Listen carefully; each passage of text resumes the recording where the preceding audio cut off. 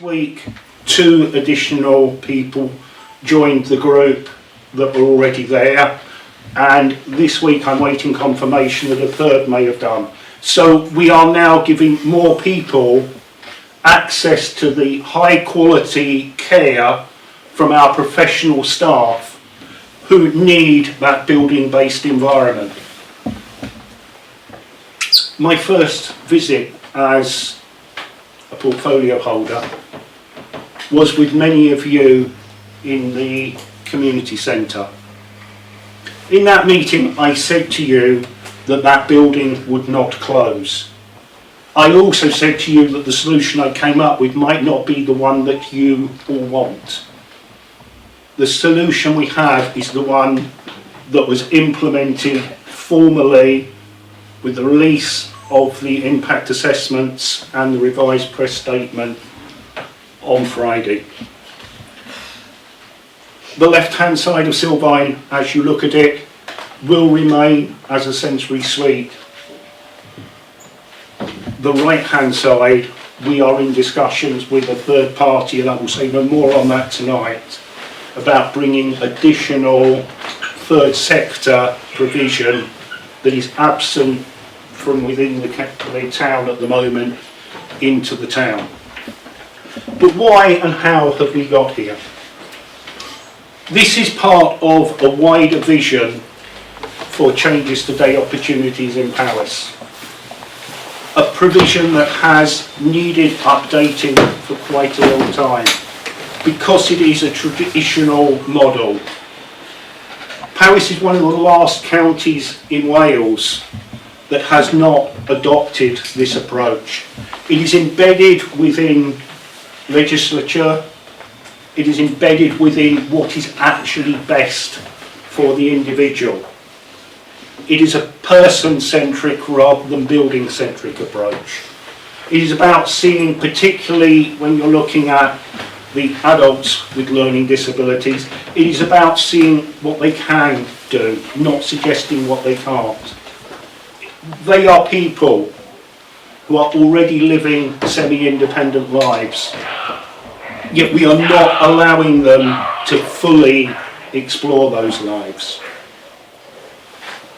So what we did when we looked at day opportunities in Powys was we looked at where individuals were. We looked at the support that can be achieved within the community without support. This is the area of work that we will expand on as we complete our transformation process in this area, introducing supported employment advisors and other services that we do not have at the moment. There is then the personalised support. These are the people that are currently in supported living, who have the ability to spend time in the community, to undertake volunteering opportunities, to go out and do the same things that you and I do, but with the right support and care wrapped around them while they are doing it. And then there is the 3rd group of individuals who need much more specialised support, specialised care. The ones that do benefit from a building-based solution.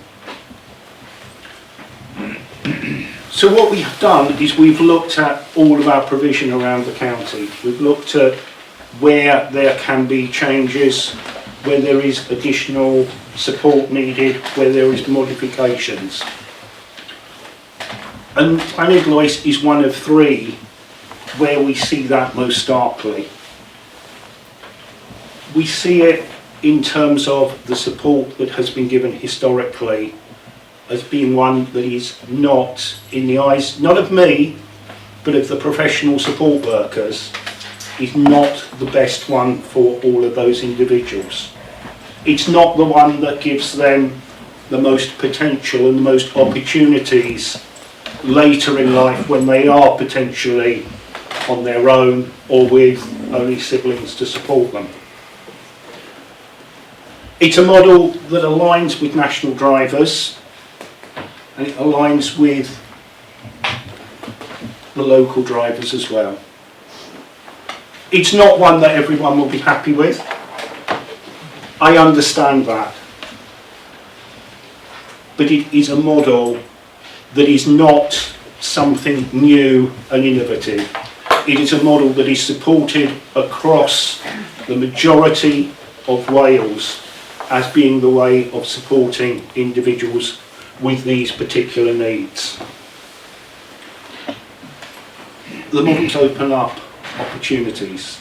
They reflect the wellbeing goals present of inclusion. Bringing people into the community is not keeping them to one side. Giving personalised support, looking at what each individual person can do and wants to do, and giving them agency about what is happening within their lives. And it is also about skills development. New skills, different skills. There's a group in Brecon who are doing similar sorts of things within the third sector. They took a group of people down to Merthyr Bowling. Some of those had greater agency than others, and the group that did actually went back to their supported living providers and said, we want to go down the whole Brecon of our own, will you help us? It's about giving those opportunities to people that they may not be exposed to and they may not be aware of at the moment. It's about long-term thinking and prevention. I said earlier that we have additional people now able to be supported. They are people that we as a council would have had to support somewhere else and not necessarily in county. A number of you have talked about where are the savings coming from. That is where the savings are coming from. It is about keeping other people in Powys owned and supported provision, not about putting them out into the private sector with us picking up the bill. It's about giving them provision closer to home rather than forcing them onto long journeys. And it is about giving them the opportunity to stay within the communities that they were brought up in and have families present within. That is the challenge that we face. You might say, well, we could do that with Sylfaen as it was. We could have not changed anything. We couldn't, because the support staff that were there supporting the other cohort of individuals, those that could benefit much more broadly, are now able to benefit those with greater need. But this is not just supported by us. This is supported by the Association of Social Work Directors of Social Work Cymru. It is about delivering what is best, not what we have always done. So how does that equate to exactly what is going on within Llanidloes? We now have a setting that has the potential to grow. Has a setting that once it has stabilised, once the new support users are in place and are comfortable, there will be the opportunity to look at what other usages can be made of the venue, which at the moment is open 5 days a week, not 7. It's an opportunity for us to look at greater integration, because as has been said, younger people grow up, younger people grow older. But there's also older people that benefit from interactions with people who are younger. There are those that will want that interaction, there are those that will not. And this is the flexibility that is present within the setting, even more so by the fact that we are keeping it as a separated but linked delivery. So we are now 6 weeks in. All of the users bar one have had interviews with their social worker, understanding what they've experienced, what problems they've had, what benefits they gained. And I say all bar one, because the one that didn't have it, it's been reported to me, came back and said, I've got such a busy diary, I can't fit you in. I've got nothing extra to say, can we keep it to my normal review that's coming up in a few weeks' time anyway? That is the difference. That is the changes that this is making. I know there are some of you that have concerns about this.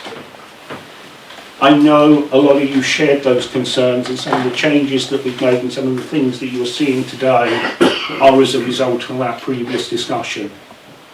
But I open, through the chair, open the floor to you now to express concerns you've had, but I will put 2 ground rules down. Neither Nina nor I will answer anything that is commercially sensitive or impinges on the rights in respect of employment of any of our staff. We will not answer staffing questions, we will not answer commercial questions. And we will not answer anything that may individually identify by commission or omission anyone who is a service user. We'll talk about the cohort in general, and if there are people who want to raise specific issue about someone who they care for, Nina and I will wait behind and talk to you privately afterwards. But we will not in any way discuss anything that could lead to the disclosure of personal information about one of our service users who is not in this room or whose family is not in this room to give consent. Beyond that, through the chair, I open the floor to you. It might be better if I can stood in the front there, because I can see people better then. Sorry.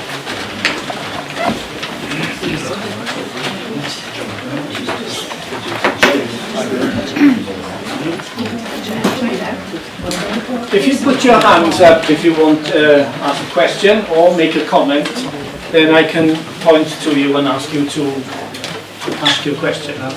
Is there anybody who wants to ask a question or make a comment? I'll come to that in a second. We recognise that there were clearly 2 types, 2 cohorts of individuals being supported at Sylfaen. Your family fall into that group where having that solid base to come back to use on a day like today is important to them. That's why we looked at the remodelling of one aspect of Sylfaen, because with the smaller number of users that will be there, linked in with Maes y Wennol as a potential for other activity, it met the needs, and that's why officers reviewed and I have gone fully behind what we have now. What we did have though, as we clearly articulated right at the start, was 2 cohorts of people. And the cohort of people that were taking, no, not taking spaces, that's the wrong word for it, that were there were able, are able to have a much broader experience without that basal need. And it's that separation, the fact that both were together, that is the historic building based model that I was referring to.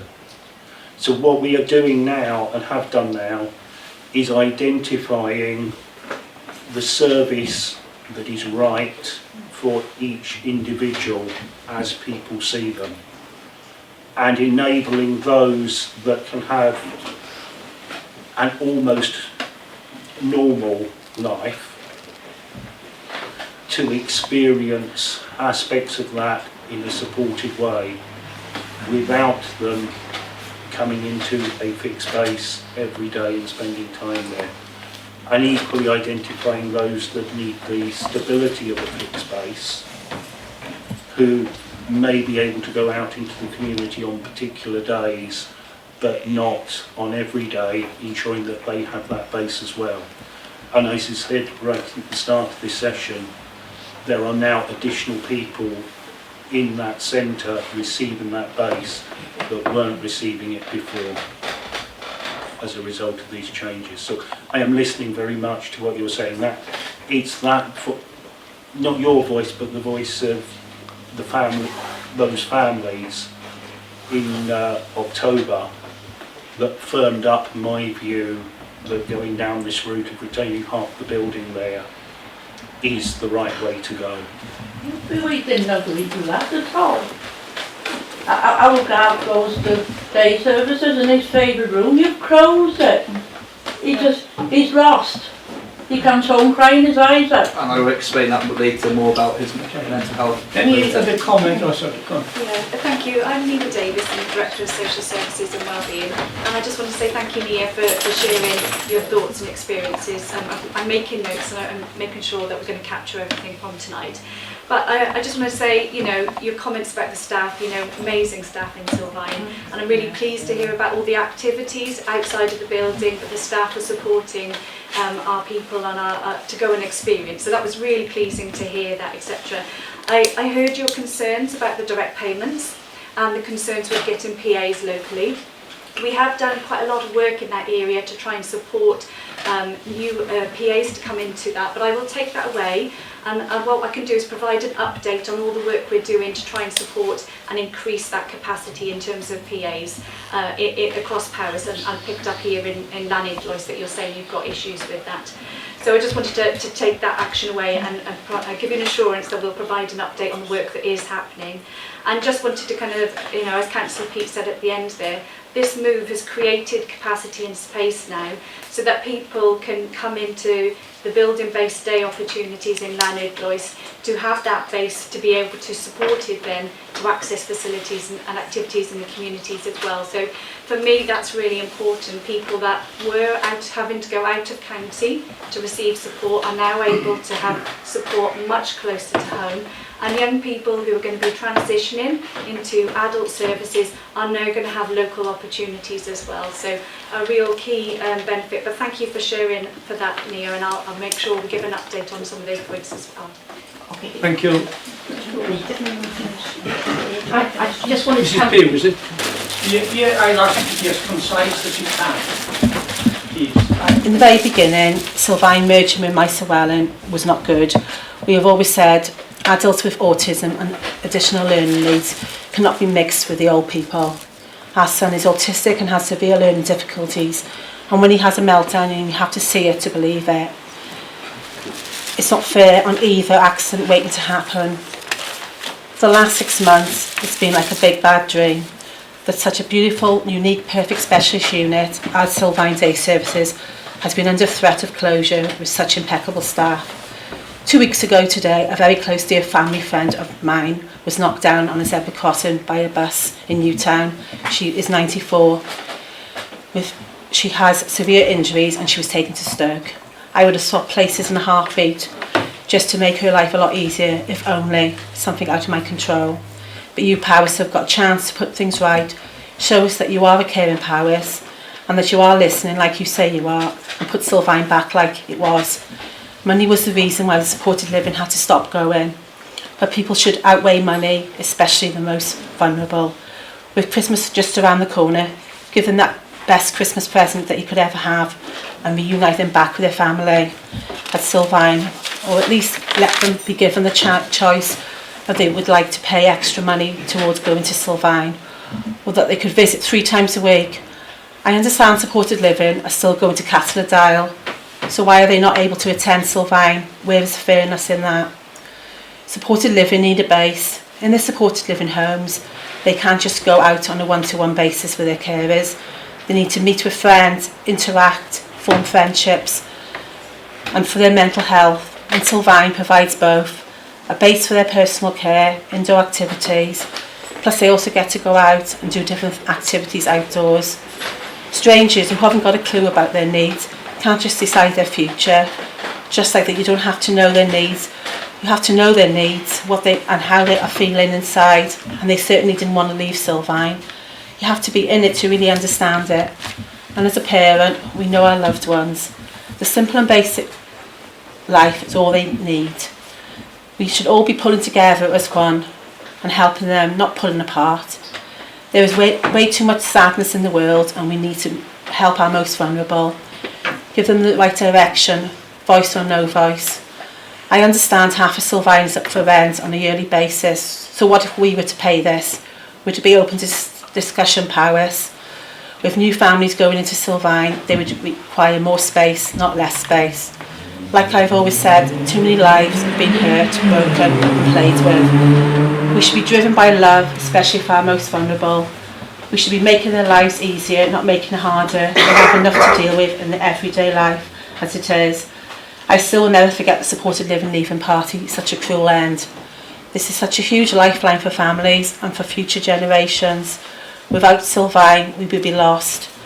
Where would they go? And also, if parents passed away in families, their loved ones would no longer be able to go if they went into supported living. That is why it's so important that supported living are able to attend day services. One thing that we and every parent worry about is who and will our loved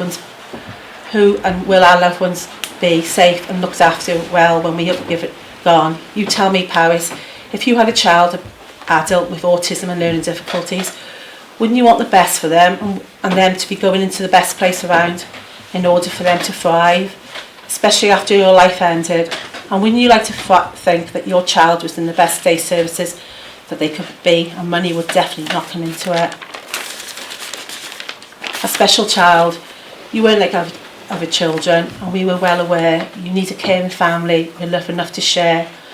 And so you were sent to us, and such to our surprise, you haven't been a challenge, but a blessing in disguise.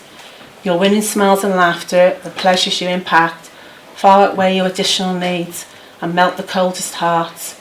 We're proud that we've been chosen to help you learn and grow.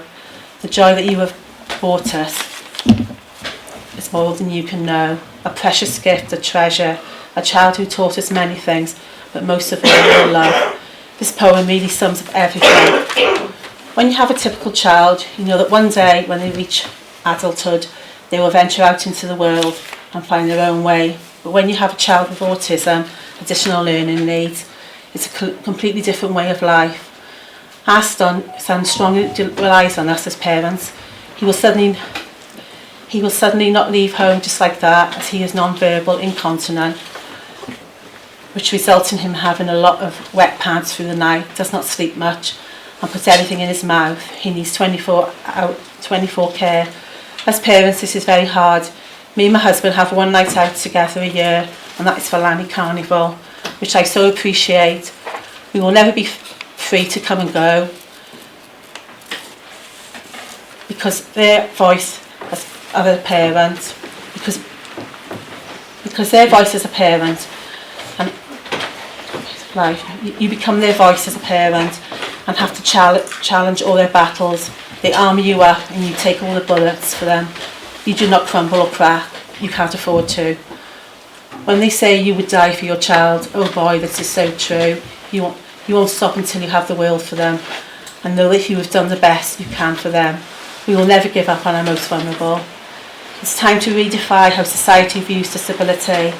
They are just human beings like us who want to be treated with equal rights, respect, and to thrive without a voice. Too many are being denied the choice. Like I said earlier, their fate decided by strangers who knew nothing of their lives or needs. So I urge you, Paris, show us that you have a heart and listen to us and work with us on this. And let's treat our most vulnerable with equal rights, kindness and respect. Humanity and goodness is so needed. Sometimes miracles are just good people with kind hearts. Thank you for listening.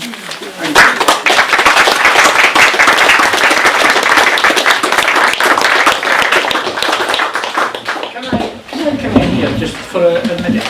You explained earlier on, and I didn't quite follow it, that the integration and so on couldn't go on so well in the structure that was, but can in the new structure. I didn't quite get that point. Can you do it again for me?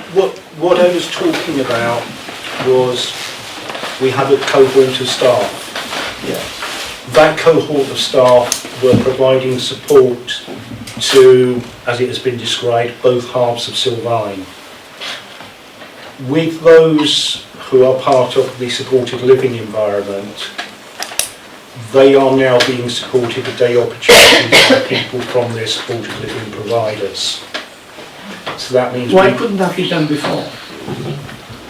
Why, what I'm trying to get at is, why did we need this change? because we had specialist staff within the centre providing support. Couldn't we retrain staff? It's not about staff, sorry, do you mind? Okay, Yeah. please. It's about, we had people in Sylfaen previously that were living in supported living. So they were having support from supported living for the majority of the time, and also getting support from within Sylfaen by the excellent staff that we all know we've got there. They were taking spaces that now those that they're being supported by their supported living providers to access community-based activities and support.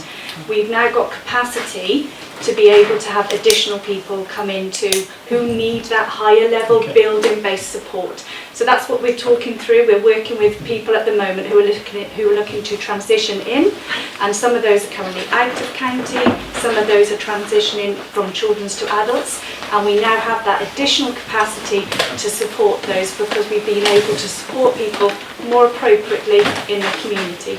Okay, I think I understand it. But is there anybody else who wants to question that particular point? Well, no, I'm a bit confused. You said you closed half of Sylfaen, They have. with their building terms, and yet you've got new people who want to use the yeah. service. Surely they're going to need that space if you close. We've been looking at the assessments, and we've modelled what we're expecting the need and demand to be moving forward. And at the moment, it's looking like we can deliver that within the space that will be available within the day opportunities in Llanidloes. I'm not sure that makes sense. The same number of people that are now using it, you're saying you've got capacity there to take extra people into a space that was once double the size. It's all been worked out. We've got Well, no, perhaps you'd like to explain that. Yeah, well, we've had numbers through now. We've had, I think it was 9 people are now being supported in their community by their supported living providers. Sylfaen's quite large, there's a lot of space there, and we've modelled it with the space with the people that are expecting to come in, and we can deliver within the smaller size. Noting that, as you're saying, people are out in the community with Sylfaen as well, supported by Sylfaen staff, so it'll be managed appropriately by the staff. Mrs Jones, did you? I'd like to ask, was a market position statement undertaken while this decision around the removing of Sylfaen, was that undertaken by the authority around future needs and demands? Sorry, I can't hear anything in this ear. Was a market position statement undertaken for daytime opportunities whilst and Sylfaen was considered as part of that with that closure, that's looking at future demand? Yes, there was work undertaken to look at the. But was it a market position statement for the next 10 years telling us what that future demand was?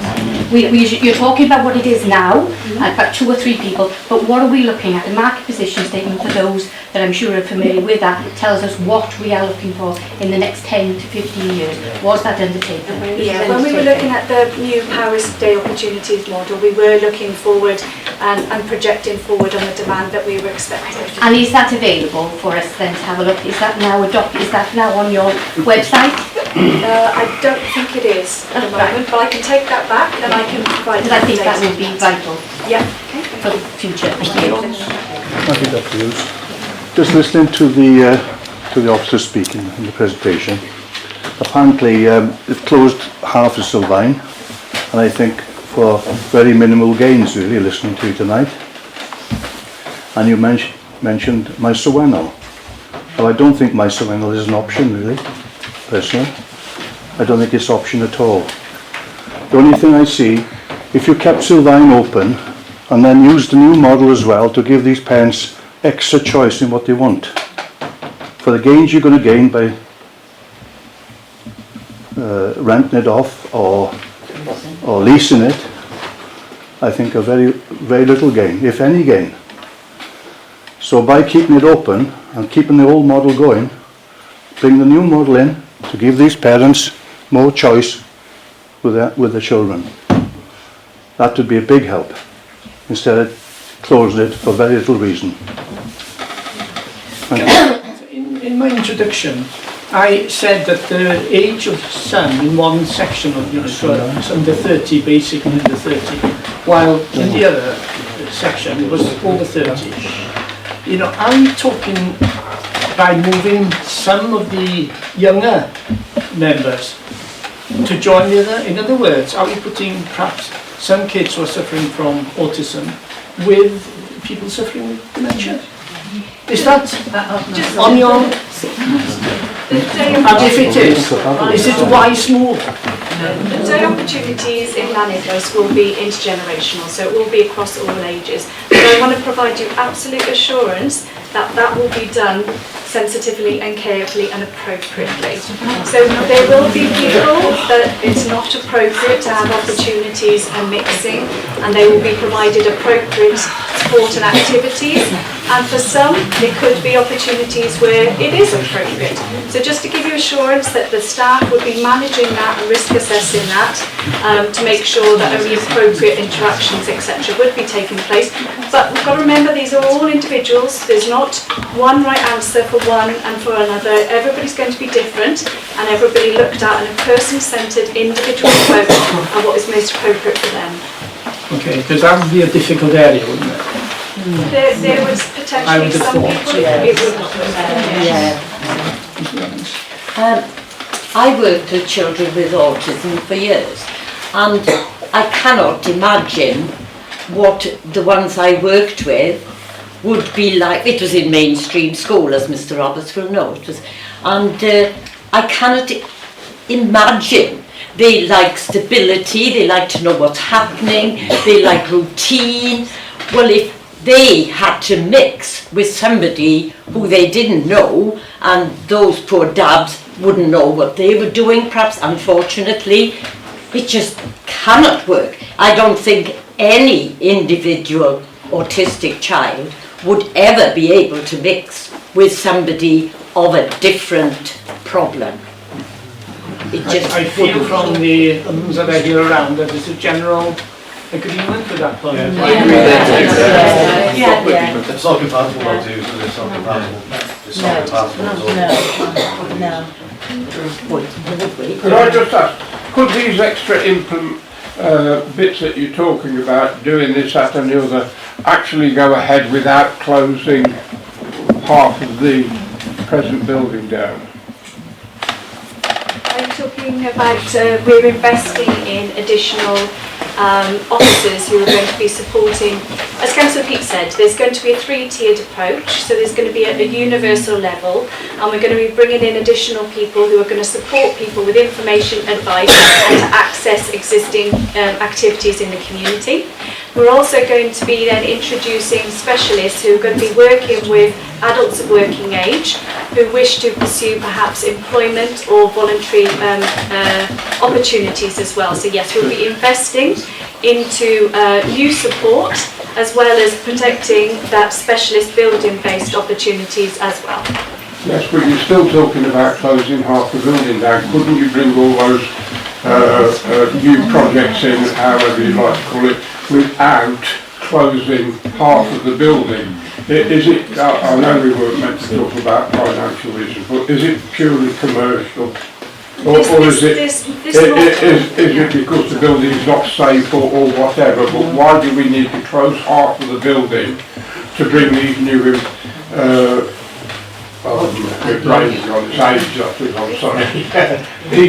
implement all these new systems? Yeah, the modelling is showing us that we don't require that space at the moment, hence why we're having conversations at the moment about other potential use. So that's the reason, you know, in terms of... Would it be up for discussion, Alice, if we paid the other half of the rent on Sylfaen? We're currently in negotiations with a third party, so we're not open to a conversation at the moment, but if for some reason at that doesn't progress, but not at the moment. We are in a process. Hello, I never start things like this normally, but I'm fed up of Powers County Council not listening to our family. So, 1, 2, 3, listen to me. That's mostly used by your teachers in school. So, I'm going to say this, I expect eyes on me when I say this now. Okay? And I've got 3 things to talk about, which is mental health, some things I picked up from our meetings with you guys, and the future provision for the future adults with learning difficulties in this area, in this town. So number 1 is mental health. This is a huge issue in society for all of us. Inflation, cutbacks in services locally, e.g. facilities like a local hospital, Maes y Wennol day services, and now the fantastic, unique facility of Sylfaen. Tonight, we stand and sit here, all here, to fight, and protect Sylfaen. Who attends Sylfaen? I'll have to repeat myself because sometimes I don't feel like I get listened to. This was quite sad about this particular issue. Everyone who attends Sylfaen is our loved ones. They're adults with learning difficulties. They're unique. They're special. It's a top facility with everything we need for our loved ones. They got like sensory room, open space, kitchen. So, cutting it in half. Why? That does not make sense to me. All the families around here tonight. In terms of mental stress, mental health and our families and loved ones. Stress is not caused one person, it's affected us all. The families, our loved ones. What I've noticed in my brother who attends Sylfaen, change of character. You know, because adults with learning difficulties, they all love the routine. But no. What you've done is stopped support living. Their friends come to visit them in day services, which if I meet my friends once a week. If I didn't do that for 2 weeks, I'm not going to say how my mental health goes. And talk about my brother's bit of change of character since, stopping his friends to go to day service. He's a bit more agitated. And at one time, and he's more one day, there's quite a few times, he comes home from Sylfaen, asks where his friends are, he says the friend's name, and then we explain they're not there anymore. What does he have? Tears in his eyes, like that. And it's sad to see anybody cry, but when it's your family crying, it's upsetting. And that causes mental health for everybody. And us families, we hate showing, we're afraid to show expression. If you're showing stress, we hide it, which is not good for mental health at all. Because mental health, you're supposed to talk. And, and I'm going to explain one example. My brother, what happened? He got so agitated one day after coming to Sylfaen, and before I say what I'm going to say next, I'm family orientated, and I'm also town orientated. If you've got tissues, get them ready. I said to my brother, I want my own brother back. And my brother's autistic, and after that, and I thought, why have I just said that? It's not his fault his behaviour's like this. It's because Powers County Council stopped him seeing his best friends in the world. Which is, and people with adults with learning difficulties can't express the feelings. So we don't know why they're upset, and they can't express why they're upset. Which is, it's quite stressful for me saying this now. I nearly got tears in my eyes, but holding back. And I've not told many people this, which I should, silly really, because mental health, you're supposed to talk to people. But I think, because I've told people, like last couple of meetings about mental health, you guys, I've told you, and we've never had, I just feel like what you answers, you just say it just to try to silence me. But I'm afraid I'm not one to silence. I'm not. And I wish, and like I say, family's everything to me. Whilst being Santa at this year's Christmas Lights Grotto, believe it or not, I was there for an hour and a half talking, so it's not going to be that long, don't worry tonight. One thing I asked the children was like, what do you like most about Christmas? What was their answer, what you thinking? Presents? No. Time with the families. And this is it.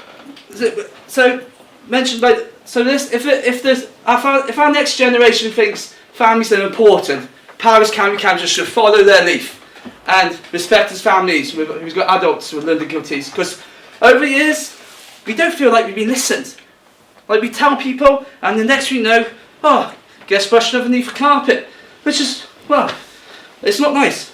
And next point I've got and picked up on is a future provision for future adults with learning difficulties in our education system. I've been talking about the next couple of years, 17-year-olds, 18-year-olds, 19-year-olds currently in education. By reducing Sylfaen and all these adults living with their families, by reducing the Sylfaen site, this is where we're worrying for the next crop, these crop of adults coming through. Because the sites can be too small, and imagine if they got all different, different challenges. Imagine if it's too small and they can't express themselves. Can you imagine the hardship and all the problems that's going to happen in the future? Sometimes I think you think about what's happening now, but you don't. You think you need to think about future, because anything can happen in the future. Anything. You might be in different politics, different parties. You could be in the election next. Right. So by reducing the size of it, how are you going to provide efficient and safe support for adults with learning difficulties? On the social media, this is another point. You're always mentioning of being environmental friendly. And Paris, and imagine if these adults can't attend Sylfaen and you've got to bus them around all the different day services around. Well, that's not going to save the planet. Just think about all the carbon emissions just going out the buses, transported. Doesn't really make sense to me. And this is the last point. Don't worry, I'm not going to be 1 hour and a half. This is the problems things I picked up on during our meetings. I just want to. I'm quite reflective, and might be quiet, but I take it all in. Believe it or not, this is not the first time us families have to fight for our loved ones. And we have all the families had to fight. We've always asked for help from different departments, but by gum, sometimes the return and you got to wait is not good. Not good enough, not efficient enough, and it's not great for those families either. Problems with, over the years, we've had problems with direct debit payments. I can easily spend weeks and like three or four hours one day waiting, talking to one of the direct debit payments, and they just passing the buck to all the other departments, and we didn't even get there at the end. They put the phone off me. It was quite rude. Social worker issue as well. We're supposed to have a social worker. The only time you see it is on the review, and then if you have the issue, you can't get a social worker to contact us. There we go. Not being listened to.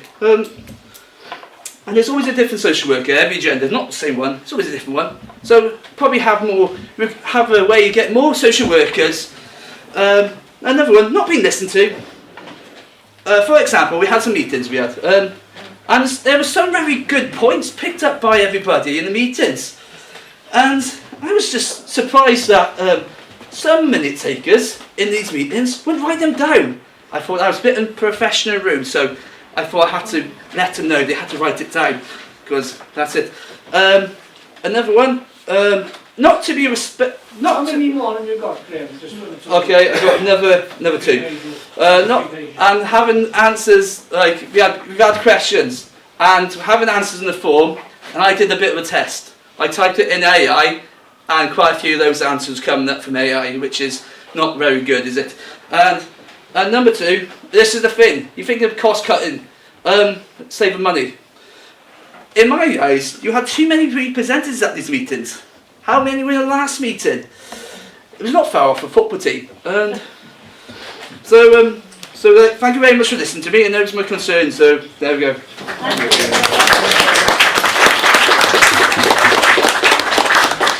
One important letter that I need to read out. It's on behalf of the Aberystwyth Medical Practice. It's not a long letter, so I'll read it all. The general practitioners in Aberystwyth Medical Practice would like to raise our concerns regarding plans by Powys County Council to withdraw services and close part of Sylfaen Day unit. We feel that this will affect the mental and physical health of the clients that use this service, and fear that this will also lead to less social interaction and ultimately social isolation, which will further impact on their health and needs. We are also concerned regarding the health and welfare of the families and would expect additional provision will be needed to support them. Now the final words are, we strongly object to plans to reduce the service provision in Sylfaen and implore Powys County Council to halt their plans until an adequate and professional engagement can take place involving families and service users. I think that's an excellent letter.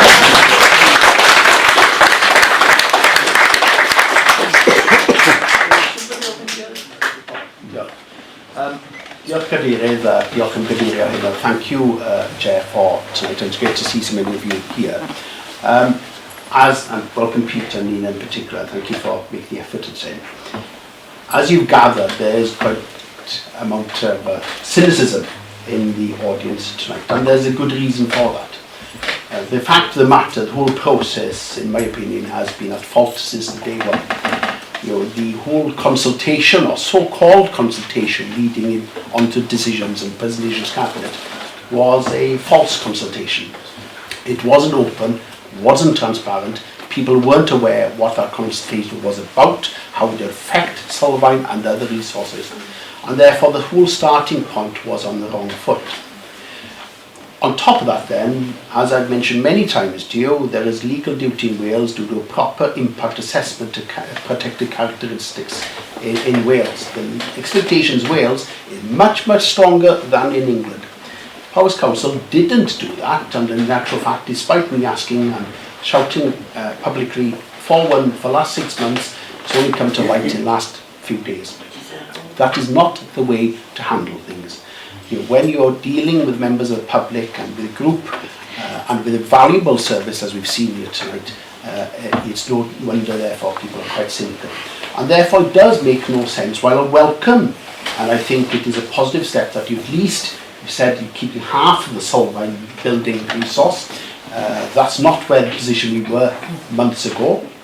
However, when we did a site visit in Maes y Wennol with families and with social workers a few months ago, it was clear that option would not be practical. So as Penderly was mentioning earlier, it does come with a big question mark. How on one hand you can increase numbers, and we welcome the fact that people knew people could attend, yet with half the footprint of the existing building. That does not stack up, and therefore that's why there's healthy cynicism, I would say. It doesn't help that we don't know. There's all sorts of rumours about who could be the tenants for the other half of the building. And even if that can't be discussed openly, I think it would be advantageous, perhaps even with local members and councillors, if that such a conversation could be held, because to alleviate some of those concerns. But as the doctors said there, I would fully support myself. They said, keep all of the building, because I can't see the financial gain in the bigger scheme of things that you will have by getting rid of half it to a third party. That's my opinion. That's what I would do.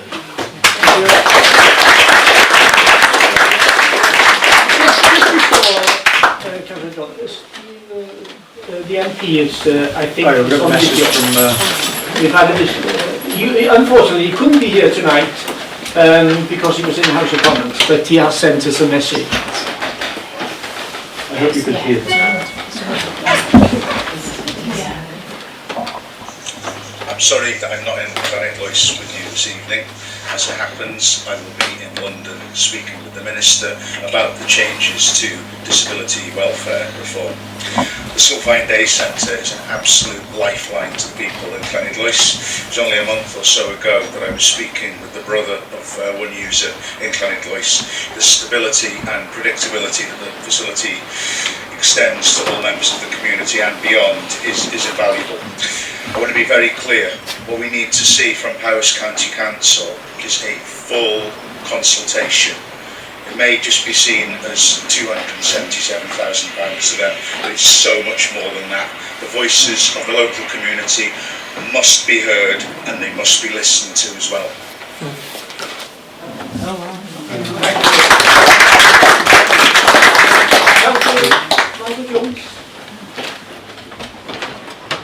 Sorry, moving the table as well. Thank you, Mr. Mayor. Emlyn, you pinched my thunder a bit, but I think we're on the same track. I looked at the impact assessment because we have been asking for this impact assessment for some months, and was disappointed to receive it this weekend and to realise that actually it was written in 24, 25 or even earlier. There's a note on it, which was probably a bit of an error, that it was to be reviewed in March 25, so this is way up to date. Now there's a lot of issues in this which I could, I wish at that time really to write a appraisal of it, but I totally agree. The consultation has not happened, it has not been transparent, and any meetings that you have held with families and their representatives have been false in that I'm sure that the families that are here this evening that have spoken with passion, and you are absolutely amazing, you guys. Did not expect to be sitting here tonight, and certainly the community did not expect to be here tonight, to be fighting for something which, as the MP has said, is the lifeline of Llanidloes. And you know, I didn't like the way that you spoke about individuals, because these guys are not individuals, they're not. They're our friends, they're our family, their family are our friends. You know, we're all together in Llanidloes, and you know, we fight for everything we got, and we're not going to abandon the most vulnerable in our community, something which has not been thought through, which has not been consulted on.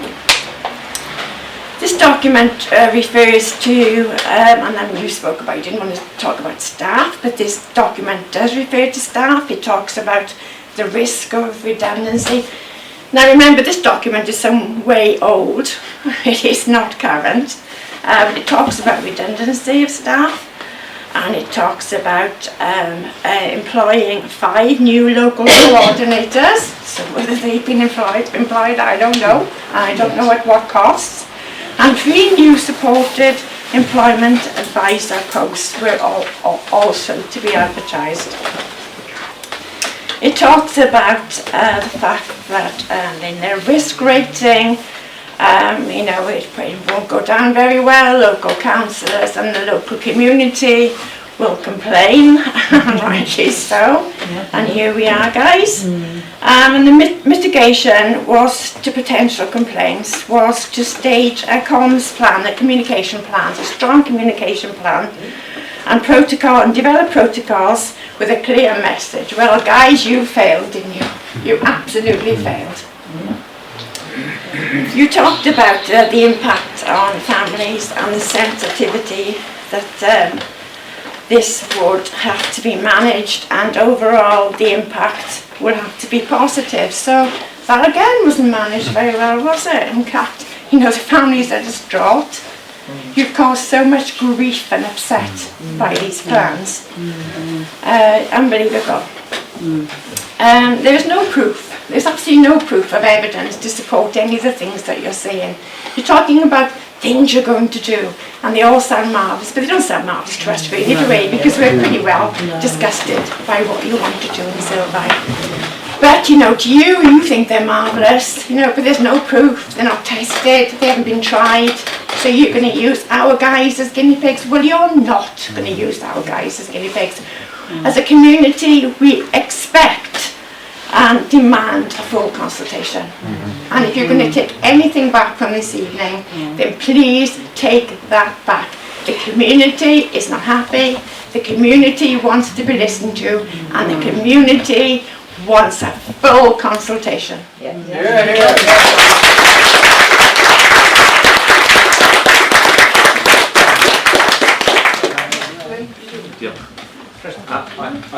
I totally agree with Councillor Margot Jones's words about the families. What is clear is not just the passion that you have, but the love also that you have for your family members. I've got two sort of, I suppose they're operational questions, Nina, because there are parts of the new model that to me sound good and that we should be supported. And I think some in the room have alluded to the fact that there are some good things as part of the model to come through, particularly supports for those who want to access employment or volunteering opportunities, the fact that these local area coordinators are going to play a role in making that happen. So firstly, a question about what are the timescales for when we might see some of those benefits come for those people who are in supported living. And then a second question, which is, you reported that at the moment you are content with the activities that those in supported living are doing and what they're accessing in the community. I just want to understand what the monitoring process is for that going forward, so that we can ensure that all of these individuals receive a high quality day service delivered by these supported living providers. Yeah, thank you, and thank you for all of the points that have been raised. I'm taking note, and I really appreciate and welcome and thank you for sharing with me. In terms of the supported employment and the local area coordinator roles, we're looking to transition and have those in place by April 2026. So we're in the transition into the new day opportunities model at the moment, and the plan at the moment is to have that fully operational from April 2026 onwards. In terms of the people in supported living who have been having their day opportunities delivered in a different way through this new model, they're not. They are not. Have you just listened to our mother who's got a child in, and she will tell you what is right. I have a daughter. I know she lives in community building. She has cerebral palsy. She can't talk to anybody. She can't do anything for herself. She loves going to Sylfaen. She had a routine and she enjoyed that routine. But now there's nothing. Just stuck in that bungalow and they're trying to do things. I know they try and take her out as much as they can. No. She's not a happy self that she was when I go up to see her on a Saturday. You brought this to our attention about a month ago, didn't you? I did. Have you been able to do anything about it? I'm happy to have a chat. I don't know. I think you had the chance. But I'm happy to have that chat afterwards and make sure that I can get these details. You did talk to her, I think. Why can't those in supported living go there? Yeah. Now, it is so wish, because most people don't realise they were actually paying for that anyway. It's not as if Powers were giving it on their gracious goodwill. Why can't they be allowed to go there if in cases like this it makes more sense? And this is what we're saying, we're happy to review, and if there is things that need to be changes to be made on an individual basis, we can look at that, but I can't make, I can't get into that level of detail. Because we're not talking about human numbers. You've had a few weeks of that meeting, and you know what they're feeling through that day, and every week she's getting worse and worse. She did make a point, at least 4 if not 5 weeks ago. She spoke to you. I can get the And names I thought we were guaranteed that somebody would talk to this They meeting. have, reviews have taken place and were completed last week, all but one, so I can double check and get the detail of that.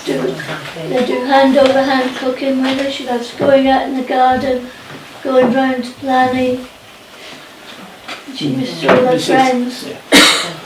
I understand. Did you want to say? I came on behalf Can you listen here now, please? Sorry. I came on behalf of the staff that actually work in these supported living homes. And the level of dependency of some of the users, the things I want to say I'm not allowed to say, because she said I've not to break confidentiality and I've not to mention names or places or anything to identify anybody. But I've made a list of her job description, as you might say.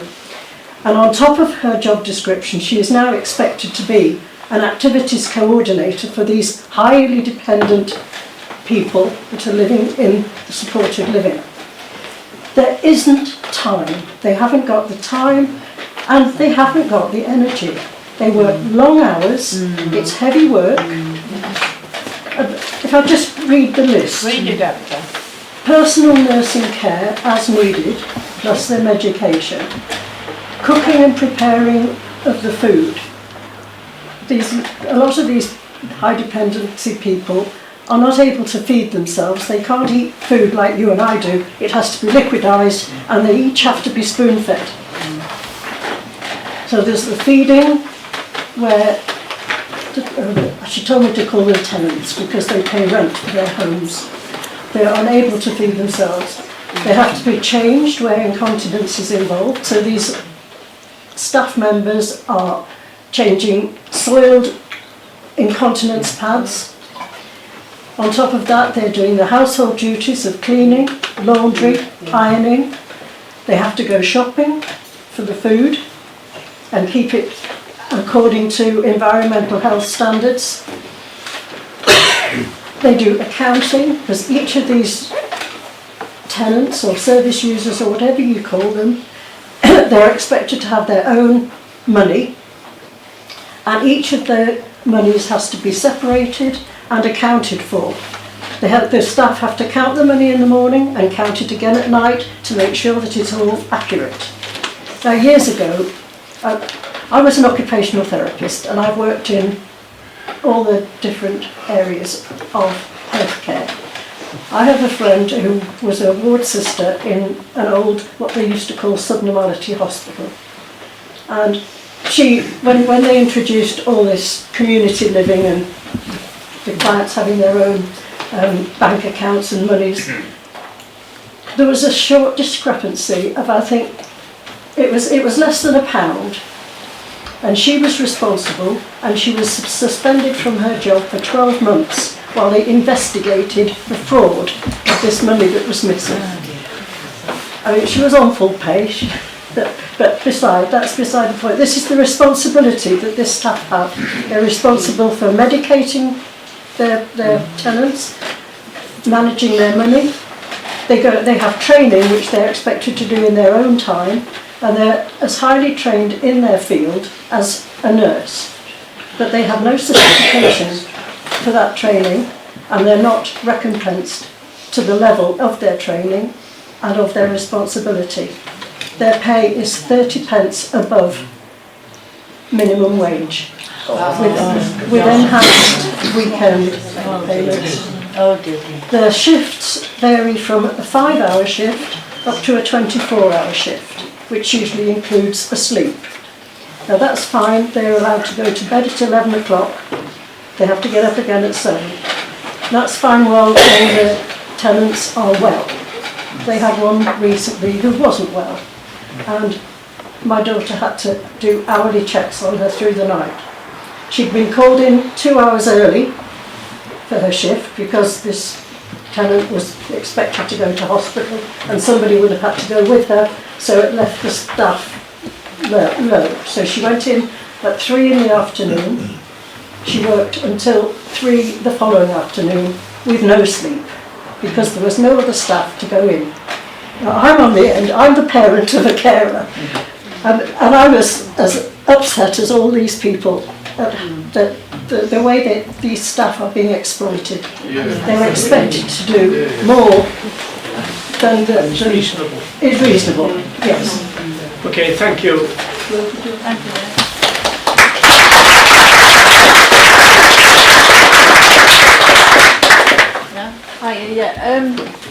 It's been really moving to hear everything today, but there's one word that kept coming up for me that's sticking out: friendships. Friendships. I'm feeling that there's breaks in friendship. Can we get the friends together again?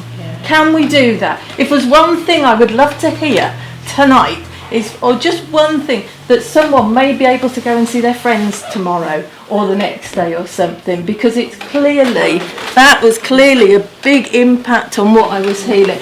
Can we do something just to get them together? way we can do Just it, if it was- the way we can do it there is to open up Sylfaen as it was.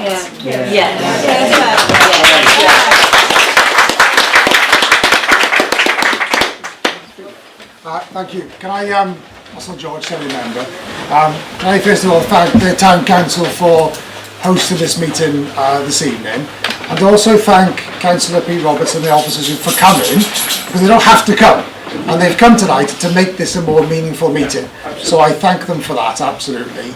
Now, and I've been taking up this case with the local authority myself for several months now, acting on behalf of several different families, but also some of the wider issues as well. I have to say I've not been enamoured by the responses I've had, because my reading of the responses I've had over several months are, it's closing completely, no it's closing, 50% is remaining open, and what we first said wasn't the original position after all. So there's been mixed responses I've received.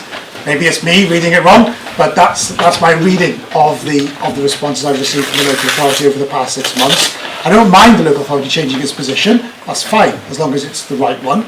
And there's a lot of elements that Councillor Pete Roberts outlined about the change in model that I thought were good. And I think the reading of the room was there was an approval with some of the changes to the model as well.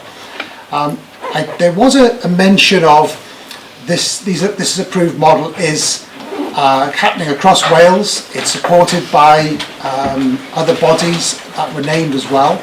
But of course, those other local authorities and the other bodies wouldn't be so prescriptive to say the size of the base that's required is this big.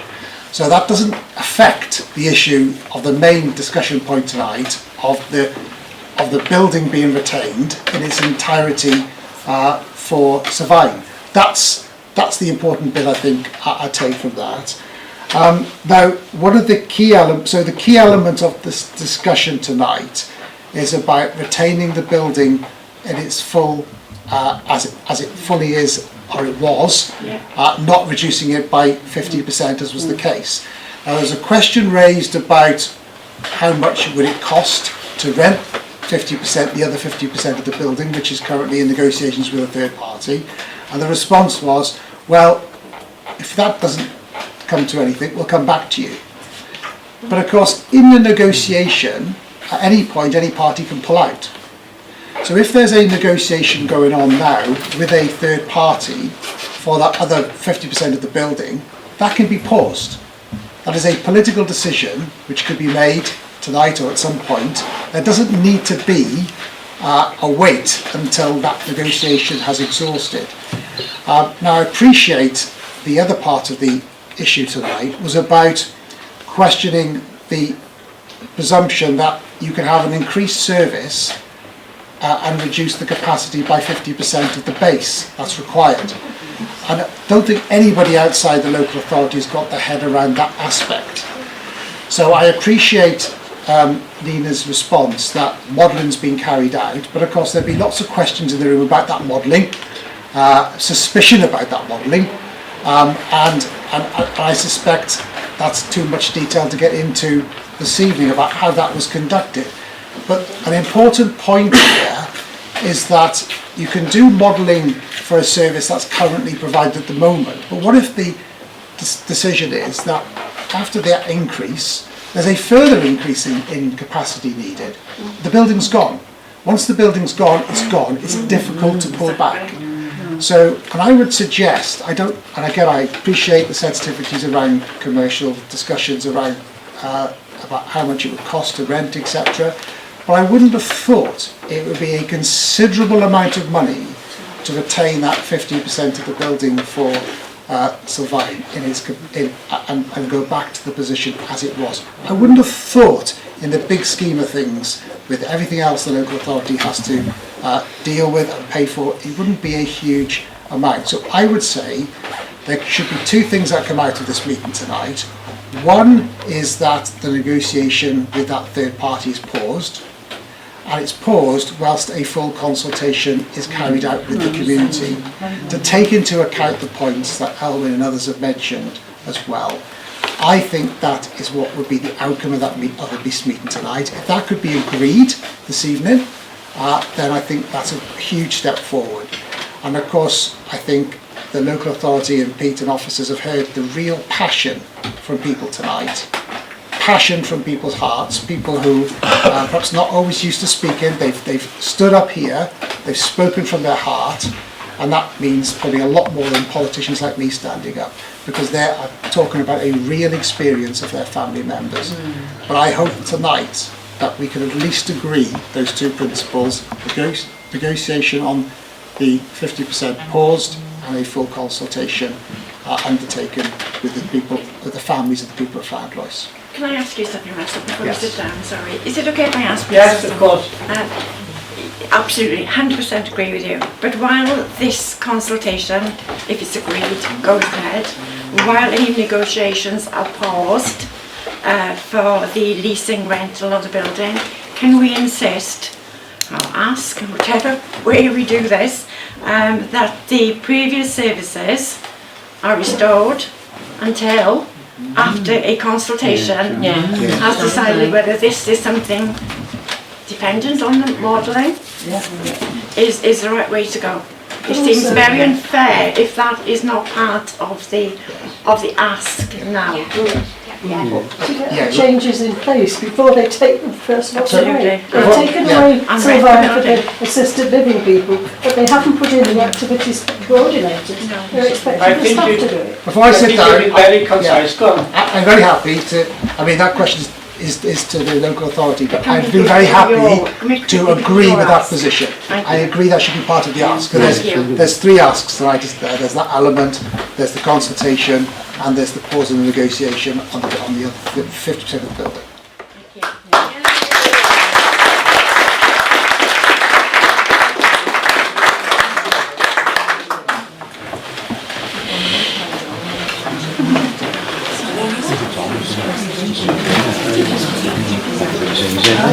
I've had an interesting evening with you tonight. I've heard this. I'll stand up because I've got a sore throat, so I can get easier. I've had an interesting evening with you tonight. I'm concerned to hear the problems that you raised with us in October. I know. That area, what that is, I know officers acted on them, and I'm concerned to hear that they are still happening now. And I'm sure tomorrow Nina will be going back, checking to see if that review has taken place and to look at what the discrepancies are between what you're telling us now and what may or may not be in that review. I cannot say any more than that to you. I've heard a number of people talk about problems with direct payments. I have supported constituents in my own area who've had challenges with direct payments predominantly 2 to 3 years ago. And I know there have been some quite significant changes that have taken place that addressed most of those. But if there are still issues out there around direct payments, I know it wasn't the purpose of this meeting, but I would like to hear them, because if it's affecting you and you're being prepared to vocalise, it will be affecting other people who aren't or don't have that opportunity. So if you can get in touch with Nina, because it is an operational matter, it's not one for me. I heard a lot about family. I heard why did I use individuals?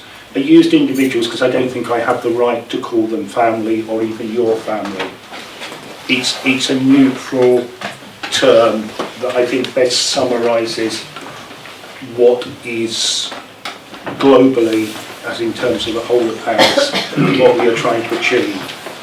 Now, are we achieving that here at the moment? It sounds like we're not. No, absolutely not. But we are for some, because I'm getting the conflicting messages the other way from officers who are having discussions with people in supported living, that there are people that are very happy with what's going on. So I want to understand that discrepancy. There's a talk about friendship groups, and this is something that has come up in the last week or so, because it's something I was confused about, because when I was at Sylfaen about 4 weeks ago, the message I was being given there was that anyone can drop in for a coffee when they're walking through. They can say hello. We want the friendship groups to remain. So for that not to be happening is a concern. But have they got the space now for that to happen? It's drop-in, not treating it as a day opportunity. With the staff, with the clients that they've got, have they got that They would opportunity be coming. to do that? They would be coming with their own support staff. It wouldn't be looking for others. Now that is something that concerns me, that is not happening, because that was one of the things that was said at the outset and was agreed between myself and officers after the meeting in October. So we need to understand whether there's a miscommunication, if there is a miscommunication, where that lies, and get it sorted as soon as possible. In terms of the proposals you put forward, it is your meeting. You can set that challenge to us and that request to us. And Nina and I will look at that in detail and look at the implications of that and respond. But I am not in a position to say yes or no to that today, because I don't know what the legal position is. I don't know if we have a heads of agreement, for example, that pulling out of it, we might not even be in a position where we can. So I can't give you that commitment today. But I can tell you that we will have discussions over the next few days and respond to that. And I thank you, Russell, for actually distilling a meeting that covered so many different areas. Dr. Hughes. So that is where I think we are today. And I extend again, any of you that have specific comments with regards to your loved ones, Nina and I will wait, and Nina will take notes on what needs to be done, what the specific concerns are, so that they can be addressed with the relevant members of staff over the next 48 hours. 48 hours. Very briefly, I think it's appropriate now almost to bring the meeting to a close, because it's been superbly summarised by Russell George. And we perhaps should pick that up and continue with it. I would like to say, firstly, that some of the things that you put forward are an excellent idea, don't get me wrong, but why is it not possible to put those on top of a system that is not broken? Why break something up that doesn't need breaking up? Why not put them on the top, so we've got the extra ability to look after people?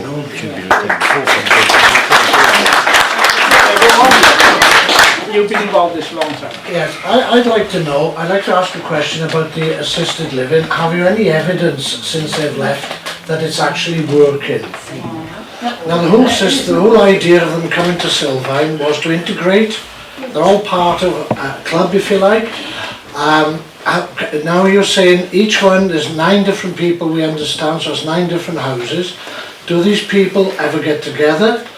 A lady down in the middle there, who I don't know who it is, but she's telling us quite bluntly that the house staff are in no position to do it themselves. Have you got people in place who take these people out, the patients and whatever? Have you any evidence that it works? And do I understand that you've got an outside contractor, you're paying people to do this, when in fact Powers are already paying Sylfaen, so are you paying twice for this? And does it make sense in that regard?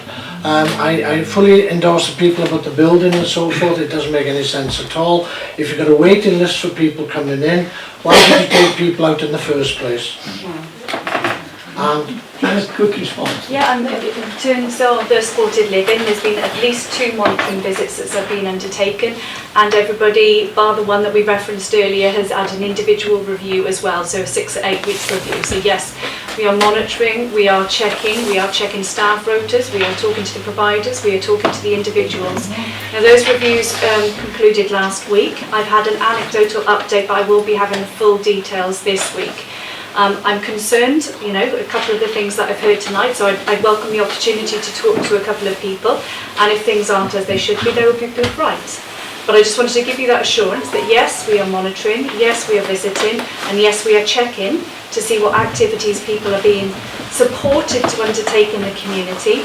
And the initial feedback I've had is that people are accessing opportunities now in the evening, which they've never had the opportunity to do before, and they're also accessing activities on weekends, which is of course something else that wasn't available to them previously as well. But yeah, so we are keeping a very careful eye on it. But is it right though to stop? It's like us saying to our kids, you can't go to school, but you've got to be self-taught at home. You can't see your friends or anything like that. Has anybody ever made a comment or a complaint about Sylfaen? Has any family ever made a complaint about Sylfaen? In terms of... My point being, as a gentleman said there, if it ain't broke, why try to mend it? It's costing you a fortune in consultation. The whole thing doesn't make sense at all. It's been running for about 30 odd years now. We in Llanidloes are very proud of it. You've said yourself how well the staff are working on it. They're well trained. The whole thing works like a dream. So what is the thinking behind all this? You're talking about a new system and things. It doesn't make sense whatsoever. It doesn't make sense whatsoever. So I would say we have a good, proud system, just leave it alone. I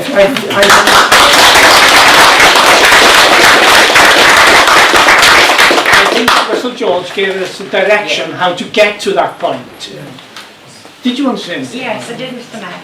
I realise that you're calling the meeting to a close now, and rightly so. It's been a very good meeting, and you know, personally, I thank everybody because it's been very emotional and amazing. But I just wonder if I could just finish off the meeting by just asking everyone, having heard from Post County Council, and thank you for coming and telling us what your plans are, and from everybody else, I would just like to ask you, is there anybody, how everybody feels about whether Sylfaen should stay or Sylfaen should go? And can we just put our hands up if we all think that, having heard everything this evening, we think Sylfaen should stay? 50% In its present, 100% building or 50%? 100% building. It's Margot, can I just say something? Yeah. I phoned Compass up a fortnight ago because I wanted one supported living to meet with me and Bradley, well, two of them actually, because we miss them. I miss them because they used to be on the bus with Bradley, and I'm not going to say no names, but she's like, I'll be very careful what I say, but she said they're okay, but it'd never be as good as Sylfaen, and she said okay, and she was going to give me my number to the person's looking after them, and they never got back in touch. And just for the sake of fairness, is there anybody in the room that doesn't think that? It's probably easier to count those numbers then. Thank you everybody. Thank you everybody. You might have been abstention. Thank you anyway. We've heard two things tonight, haven't we? Two aspects. We've heard messages from the heart. Really, people who know exactly what's going on, and that's been tremendously useful, and also shakes you a bit. Yes. And then I think I'm going to read this out to you again, you know, this letter from the medical practice. We strongly object to plans to reduce the service provision in Sylfaen and implore Powys County Council to halt their plans until an adequate and professional engagement can take place involving families and service users. Absolutely a professional.